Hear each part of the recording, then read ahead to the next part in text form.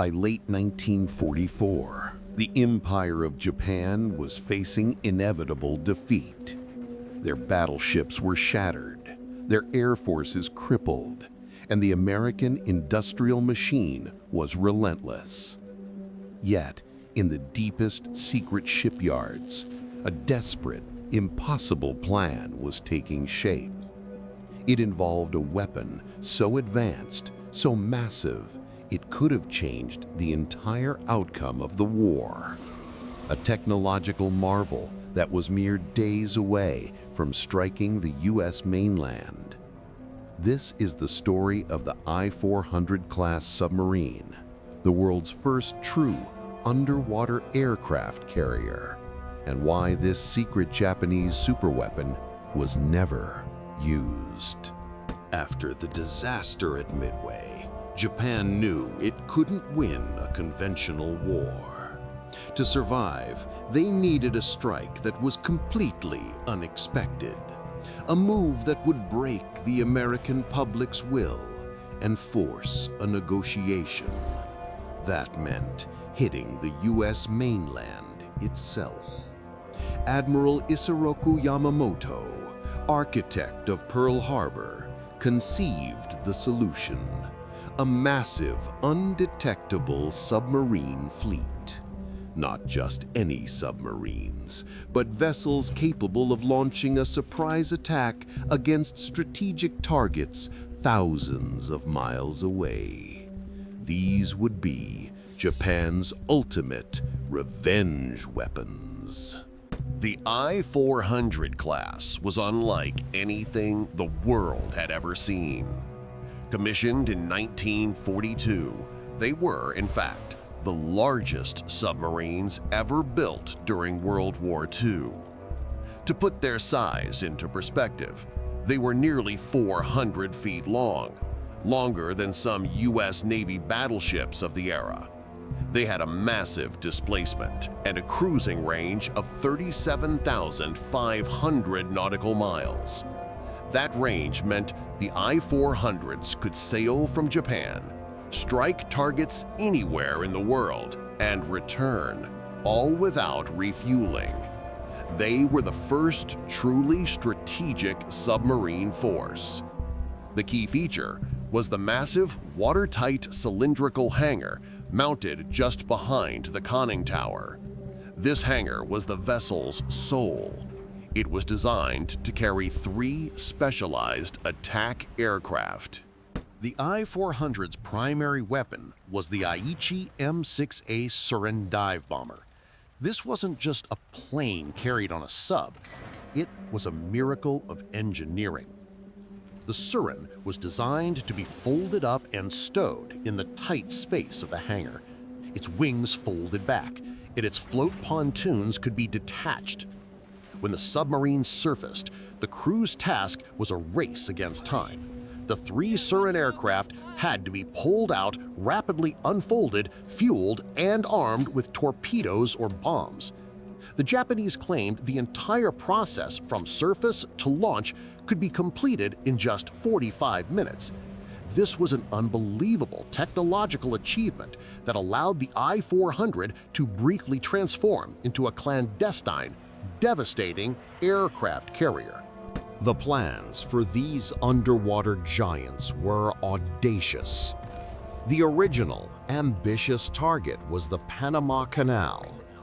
The goal was to launch the Sirens to bomb the canal locks, effectively cutting off the U.S. Navy's ability to quickly transfer its fleet between the Atlantic and Pacific. However, by mid-1945, the war situation shifted, forcing a change of focus. The final, horrifying plan was codenamed Operation Arashi. The target was the U.S. naval base at Ulithi Atoll.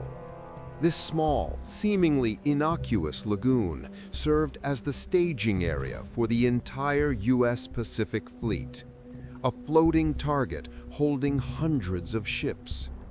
The I-400s were tasked with striking Ulithi just as the invasion of Japan was being prepared, hoping to inflict catastrophic, paralyzing damage. The plan was fully operational, and the subs were in position for a strike set for August 17, 1945. Despite the technological marvel, the I-400s never fired a shot in anger. There were several critical failures, production delays.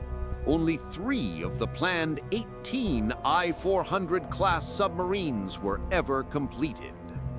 Fuel and training. The desperate war situation meant a critical shortage of fuel, raw materials, and experienced trained pilots who could execute the complex mission. The atomic bomb. The ultimate deciding factor was the detonation of the atomic bombs over Hiroshima and Nagasaki. On August 15, 1945, Emperor Hirohito broadcast his decision to surrender. Just 2 days before the planned attack on Ulithi, the I-400 crews received the chilling order to cease hostilities and destroy all their secret documents and weapons.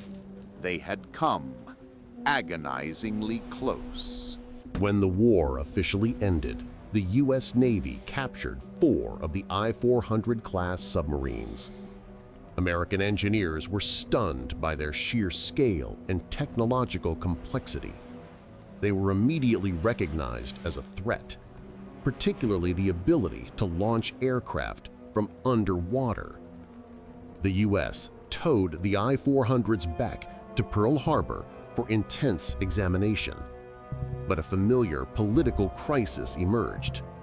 The Soviet Union, having captured German U-boat technology, demanded access to the I-400s under post-war agreements. The U.S. was terrified of giving the Soviets this powerful, long-range aircraft launching capability. The decision was immediate and final. Rather than allow the Soviets to even look at the I-400s, the U.S. Navy silently and deliberately torpedoed and sank all captured vessels off the coast of Hawaii in 1946. The location was kept secret for decades. For decades, the massive I-400s lay forgotten on the seabed. They were finally rediscovered by marine archaeologists in the early 2000s, resting at depths that ensured their secrets were kept from all but the deep ocean. The I-400 remains one of history's great what-ifs. It was a weapon of incredible scale and advanced design, born out of desperation. It was a potential game-changer that was ordered destroyed before it could ever complete its devastating mission. It stands as a silent monument to the war's final days, a reminder of the forbidden technology that was just hours away from unleashing a devastating final attack on American soil. What do you think? If the I-400s had launched their attack on Ulithi, could it have delayed the war long enough for Japan to gain leverage? Please comment below with your alternate history scenario. And if you want to uncover more secret projects and technology that almost changed the world, be sure to like this video and subscribe to the channel.